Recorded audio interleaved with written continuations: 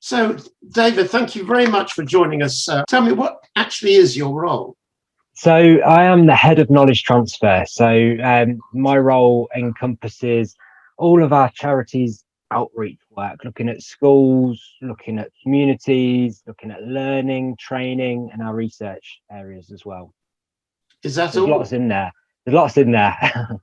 We've got a good team. We've got a really good team of people with specialisms in each of those areas. That are able to say work with schools, work with SEN children, work with care settings, working with the wider community. So we've got lots and lots of skill sets within our team. So we are based just outside Coventry. So Yeah. we're at Wrighton Organic Gardens, just outside Coventry. But we work nationally. We work all over the place. We've got various projects that we run. So working directly with schools or working to support schools.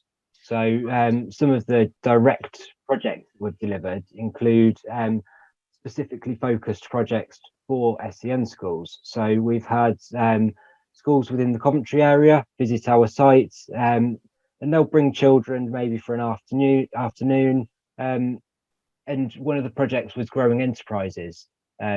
So the project there was that children got the opportunity to come out to our demonstration gardens, and they would think of a project that they wanted to deliver. They'd grow lavender, dry the lavender, create lavender bags, and then sell them. And then that profit then gets spent on the next project. So it's sort of taking ownership and giving them projects to run themselves. Yeah, yeah. No, that makes a lot of sense. What sort of age group, in terms of making and selling lavender bags, are we talking about? Broad, so primary and secondary for those projects. Primary and secondary. Yeah. So we're a national charity. We were set up in the 50s by a chap called Lawrence Hills. He was an author. He was a journalist. He was writing lots of articles at the time, and he was fascinated by organic gardening. And he came across the work of Henry Doubleday. So Henry Doubleday was this 19th century Quaker smallholder. Who had done a lot of research into comfrey in the property. Right, so Lawrence was fascinated by this and set up the organisation in his name. So we were originally called the Henry Doubleday Research Association, and Lawrence set the charity up down in Bocking in Essex, and went on to engage members in what became citizen science. So he would send out experiments, people would take part in them in their own back gardens, feed back the results, and Lawrence would share those. And the organisation has grown over the years. In the 80s, we moved to Wrighton, so where our current headquarters are. Yes. And so we've been running for over 60 years now, but with this underlying principle that we want to promote organic horticulture. And all that entails. So looking after, working with nature rather than fighting against it. Okay, well, that's really interesting. So I've looked at the garden organic educational resources, and then there's something called the countryside classroom. Could you make a distinction between those two sites in terms of the resources offered to schools? Yeah, so at Garden Organic, we've produced over the years a huge amount of educational resource that's available on our website. We also make resources available elsewhere as well. It's really important for us that this resource is available.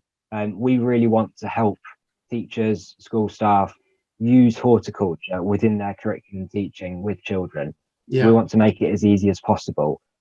Because it's not in everyone's comfort zone. We recognise that. So trying to instill that confidence in using organic horticulture as part of teaching methods is something we're really passionate about.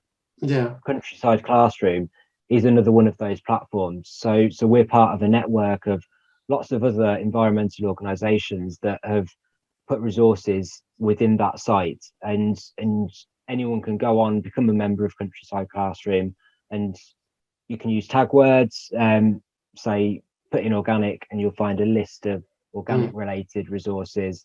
suited to different curriculums, suited to Key Stage 1, Key Stage 2, etc. Yes, But it's yes, all I sort saw of that. Yes. designed to make it as easy as possible.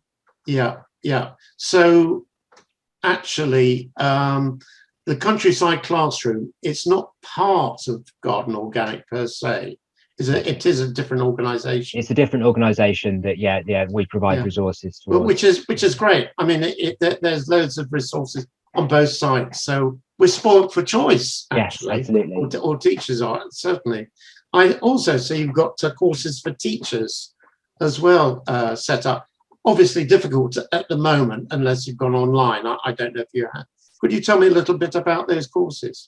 Yeah, so it's about confidence building. It's giving teachers the confidence to use horticulture. And so what we try to do is break it down into ideas and how sort of curriculum mapping almost. So you're looking at a particular area of the curriculum, and we might talk about pea shoots, growing pea shoots, and how that might fit certain areas, or this might be a particular growing activity that would suit that area of the curriculum. But trying to make it as simple as possible. Horticulture you don't need to have a huge garden. You don't need to have that huge amount of space to grow at a school. No, you don't need to have that. You can grow a lot on window ledges. You can grow a lot just in pots just outside the classroom doors. But it's just that example, just showing how to do it. Okay, so they've been shown how to grow the food. Do you then go on to talk about cooking at all? Yeah, so we do. Yeah, it's so important. So yeah, it is that complete circle, because too often I see really great projects with schools growing produce, but because the confidence isn't there, they don't necessarily know when to harvest. Yeah. And so things often go by the wayside. Or the biggest challenge we obviously have with schools is term times and the growing season, which is overlapping school years, and then you've got the challenge of the summer holidays. We've actually produced resources, a growing calendar, a term time growing calendar, which bypasses those issues and looks at what you can grow that's going to be ready before that summer holiday. Yeah, you've looked at the vegetables and so forth and see when you can crop them before, well, at the end of term, July, I should think. Yeah. And then also considered recipes as well for how you can incorporate them. And we've done projects with grow your own picnic and that sort of thing, and just encouraging children to go and pick things and eat them. But but giving the teachers the confidence to be able to say, yes, that's fine. Yes, that's okay to just go and pick and eat. Yeah.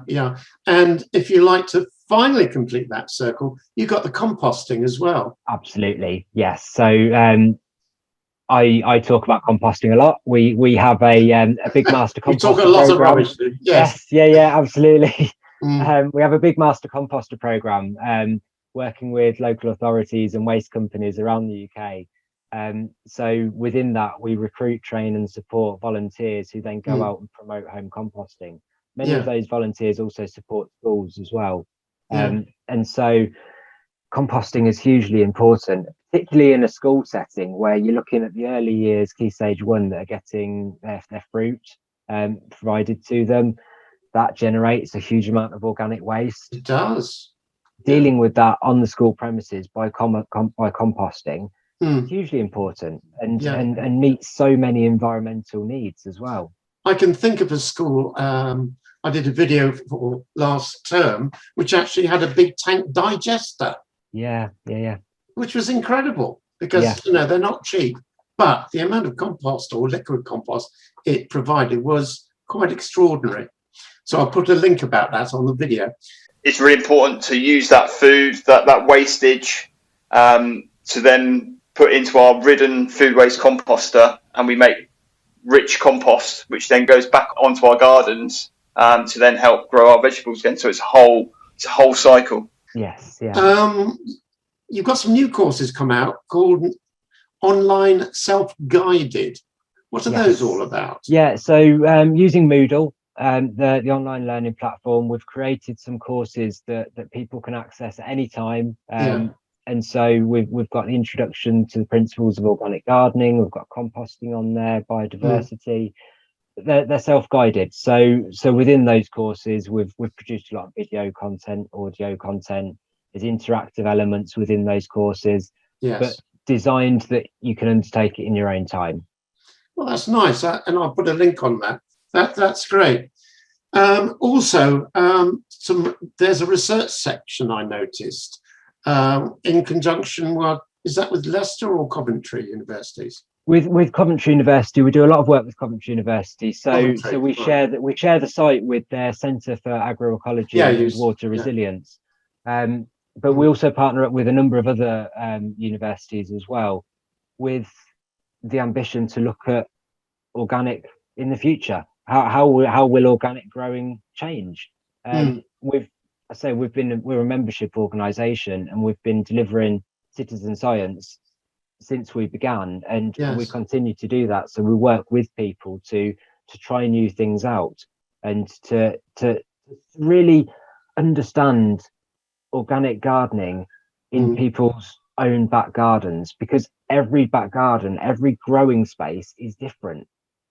Absolutely. Has any of that research examined the effectiveness of the input of that type of curriculum we've discussed on school standards, really?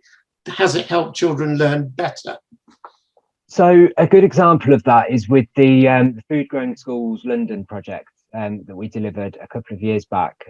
There's a really strong report that came out of that project that showed us that, I mean, the particular aim of the project was to encourage every school in London, support every school in London to become a food growing school. The project finished at around 86% of schools growing produce, which I think is amazing.